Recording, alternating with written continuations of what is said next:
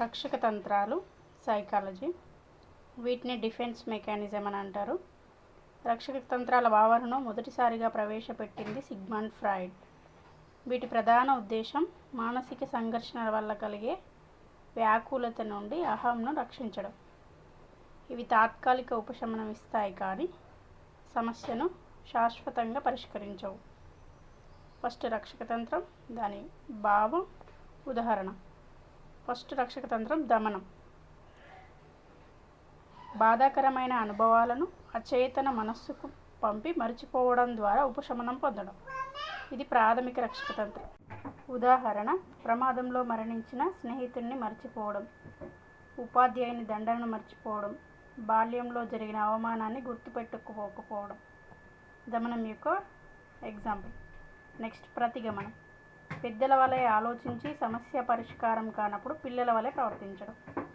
ఉద్యోగం కోల్పోయిన వ్యక్తి పిల్లల మాదిరిగా ఏడవడం. పుట్టింటికి పదే పదే వెళ్ళే కొత్త వధువు. యువకుడు రాత్రిపూట మంచం తడపడం. ఇది ప్రతిగమనంకు ఉదాహరణ. రక్షక తంత్రాల్లో మూడవది పరిహారం. ఒక రంగంలో విఫలమైతే మరొక రంగంలో ప్రతిభ చూపడం.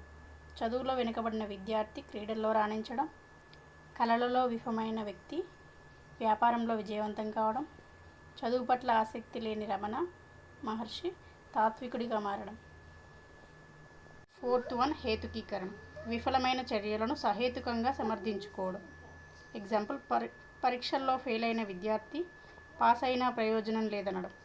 అందని ద్రాక్ష పండ్లు పుల్ల అనడం. కాపీ కొట్టిన విద్యార్థి అందరూ అలాగే చేస్తున్నారనడం. Fifth one ప్రక్షేపణం. తన లోపాలను అపజయాలను ఇతరులపై నెట్టడం. ఫెయిల్ అయిన విద్యార్థి టీచర్ వల్లే అని చెప్పడం. అవినీతిపరుడు ఇతరులందరినీ అవినీతిపరులుగా అనుకోవడం. పరీక్ష పత్రం తప్పులా తడకగా ఉందని నిందించడం. తదాత్మీకరణం. ఇతరుల విజయాన్ని తన విజయంగా భావించడం.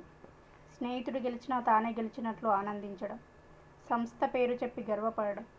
కండక్టర్ కొడుకు కలెక్టర్ అయినప్పుడు తండ్రి గర్వించడం. Thank you. Please subscribe.